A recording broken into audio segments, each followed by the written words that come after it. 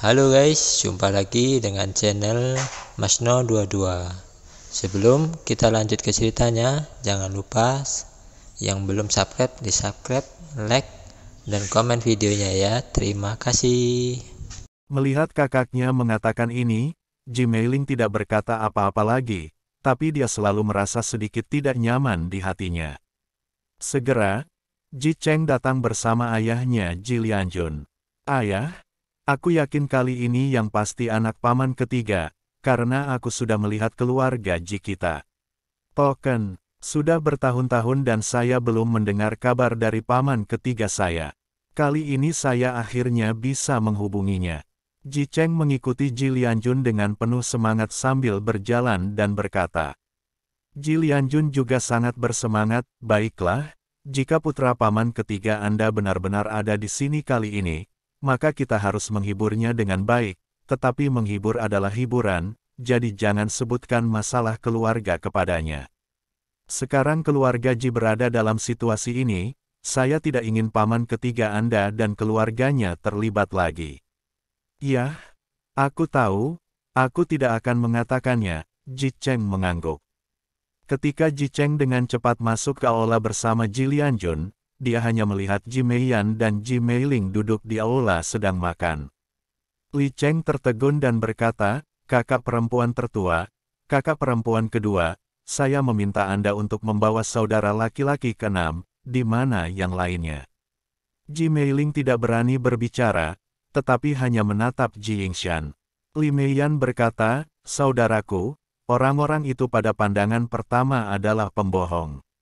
Kami telah membawa mereka ke dalam rangkaian ilusi dan kami tidak bisa membiarkan mereka berkeliaran di sekitar rumah kami." "Apa?" Mata Ji Cheng melebar dan dia tiba-tiba menjadi marah. "Siapa yang menyuruhmu melakukan ini? Saya sudah memastikan token keluarga Ji. Kok bisa pembohong? Anda hanya main-main." Ji Cheng meraung marah, sementara Li Meiyan berkata dengan wajah sedih, "Siapa yang tahu kamu telah mengkonfirmasi token itu, dan selain itu, tidak akan ada bahaya membawa mereka ke dalam susunan ilusi. Jadi mengapa kamu berteriak? Meiyan, kamu sudah sangat tua, kamu hanya membodohi dirimu sendiri.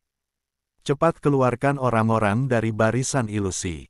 Jika memang benar anak paman ketiga kalian yang ada di sini, kalian berdua tunggu saja untuk dihukum." Ji Lianjun juga berkata dengan ekspresi jelek. Ketika Li Meiyan melihat ayahnya juga marah, dia tahu bahwa dia telah bertindak terlalu besar, jadi dia buru-buru menelepon Ji Meiling. "Tangkap Chen Ping dan yang lainnya. Kedua gadis ini sangat menyebalkan. Mereka selalu nakal." Ji Cheng melihat ke belakang kedua orang itu dan menghela nafas. "Cenger, apakah kamu mendapatkan sesuatu dengan diam-diam mengikuti paman keduamu ke wilayah utara kali ini?" Ji Lianjun bertanya pada Ji Cheng. "Ayah, tebakanmu benar. Paman keduaku tidak menemukan Yao Zun, tapi pergi ke Jumanyan. Namun, karena istana Juman dijaga ketat, aku tidak bisa mengikutinya. Adapun paman kedua yang mengikuti istana Kubah, aku tidak tahu apa yang sedang Tuhan bicarakan." Jawab Ji Cheng. "Hei, paman keduamu terlalu berpikiran sempit dan kejam. Kalau tidak, mengapa tidak memberinya posisi kepala keluarga? Aku khawatir kakekmu tidak punya banyak waktu lagi sekarang. Paman keduamu tidak mau memikirkan bagaimana memperlakukan kakekmu, tapi dia membentuk geng di mana-mana dan ingin merebut posisi kepala keluarga. Itu benar-benar membuatku sedih." Ji Lianjun menghela nafas. "Ayah, jika tidak berhasil, ayo ambil langkah pertama. Jika tidak, jika paman kedua benar-benar bergabung dengan istana Jujin untuk menangani kita, kita akan mendapat masalah." Mata Ji Cheng bersinar tajam. Ji Lianjun memandang Ji Cheng dengan dingin dan berkata, "Brengsek, itu paman keduamu. Bahkan jika paman keduamu memiliki ide untuk merebut posisi kepala keluarga dan bersatu dengan orang lain, dia masih belum mengambilnya, bertindak sekarang. Bagaimana kita bisa mengambil langkah pertama? Sekarang hanya ada kita berdua di keluarga Ji. Jika saatnya tiba, jika saudara dan saudari bertengkar, orang lainlah yang diuntungkan."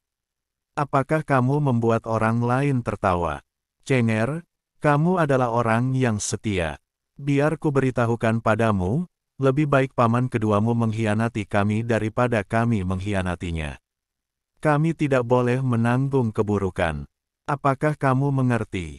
Ji Cheng menunduk, merasa sangat malu dan berkata, "Ayah, aku tahu." Melihat putranya, Ji Lianjun menepuk pundaknya dan berkata, "Jika paman kedua Anda benar-benar bergabung dengan urusan luar negeri, maka jika ada yang mengambil tindakan, bawa saja kedua saudara perempuanmu dan pergi tanpa melalui air berlumpur ini. Dan putra paman ketigamu, hibur dia selama beberapa hari lalu biarkan dia pergi. Jangan biarkan dia terlibat. Lebih baik jangan biarkan paman keduamu mengetahui identitasnya." "Yah, aku mengerti." Ji Cheng mengangguk. Pada saat ini, saudari Li Meiyan dan Ji Meiling masuk ke dalam barisan ajaib, bersiap untuk membawa Ji Yun dan yang lainnya keluar. "Kak, mungkin kita benar-benar melakukan kesalahan kali ini." Kakak tertua bahkan melihat token itu.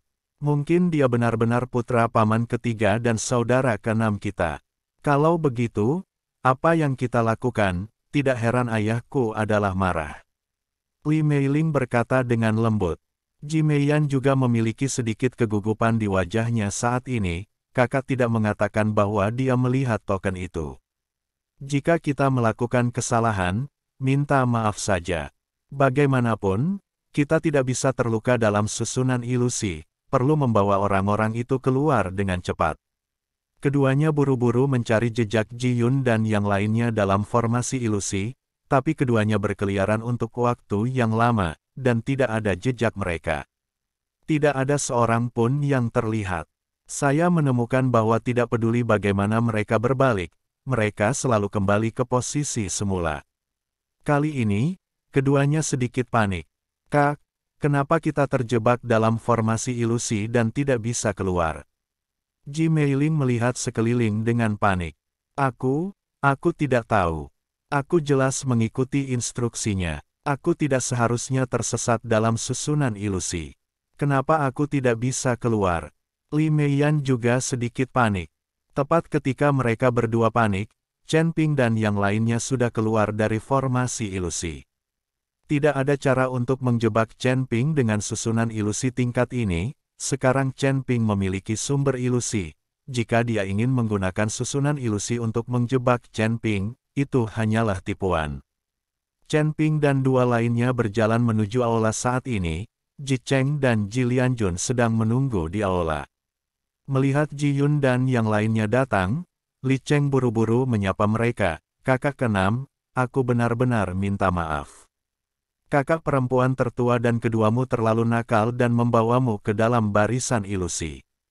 Aku akan memberi mereka pelajaran nanti." Dari Ji Cheng buru-buru meminta maaf kepada Ji Yun, lagi pula Ji Yun baru saja tiba di rumah Ji dan hal seperti ini terjadi, yang pasti akan membuat Ji Yun merasa tidak nyaman. Kakak laki-laki tertua serius. Kakak perempuan tertua dan kedua mungkin juga memikirkan keselamatan keluarga Ji.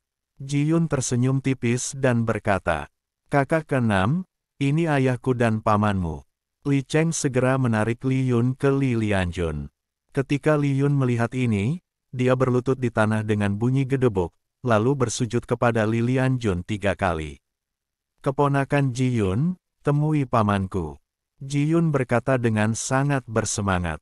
Ji Lianjun memandang Ji Yun, tubuhnya sedikit gemetar, dan matanya langsung menjadi lembab. "Anak baik, cepat bangun, cepat bangun." Li Lianjun membantu Ji Yun berdiri, lalu menatap Li Yun dan berkata, "Kamu persis seperti ayahmu.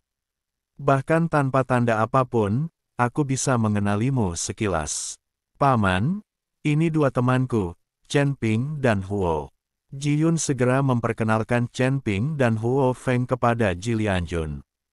Li Lianjun mengangguk sedikit ke arah Chen Ping dan yang lainnya, lalu berkata, "Silakan duduk."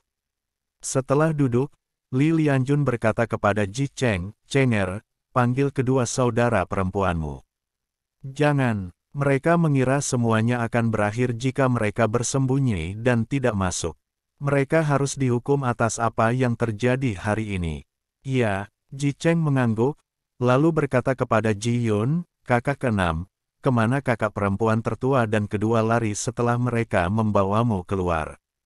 Ji Yun tertegun sejenak, lalu menggelengkan kepalanya dan berkata, kakak perempuan tertua dan kakak perempuan kedua tidak membawa kami bersama mereka. Kami keluar sendiri. Apa? Ji Cheng kaget. Ji Lianjun juga tertegun, lalu bertanya, Xianevo, kamu bilang kamu keluar dari formasi ilusi sendirian. Iya, Ji Yun mengangguk. Bagaimana mungkin? Formasi ilusi ini menghabiskan banyak uang dan dibuat oleh master formasi. Bagaimana mungkin? Bagaimana kamu bisa keluar dengan mudah? Ji Lianjun bergumam pada dirinya sendiri, agak sulit dipercaya. Paman, Tuan Chen adalah master formasi tingkat tinggi, dan dia sangat berpengetahuan dalam formasi sihir. Oleh karena itu, formasi ilusi semacam ini tidak dapat menghentikan kita sama sekali. Ji Yun berkata jujur. Li Lianjun memandang Chen Ping dengan tidak percaya. Chen Ping terlihat sangat muda, tapi dia sebenarnya adalah seorang master arai. Tuan Ji, meskipun formasi ilusi Anda bagus, namun juga penuh celah. Jika Anda bertemu binatang, mereka yang menggunakan formasi dapat memecahkannya dalam hitungan menit. Jadi ketika saya berada di dalam, saya sedikit memodifikasi susunan hantu agar lebih sulit untuk ditembus. Chen Ping mengangkat tangannya ke arah Ji Lianjun dan berkata, apa? Kamu mengubah semua formasi sihir? Li Lianjun terkejut, dan kemudian berkata, Cenger, cepat pergi. Lihatlah kedua saudara perempuanmu, setelah mereka berdua masuk, susunan sihirnya diubah. Aku khawatir mereka tidak akan bisa keluar.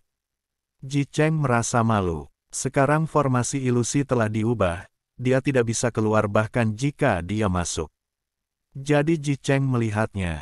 Chen Ping langsung mengerti apa artinya, jadi dia memberitahu Li Cheng rumusnya.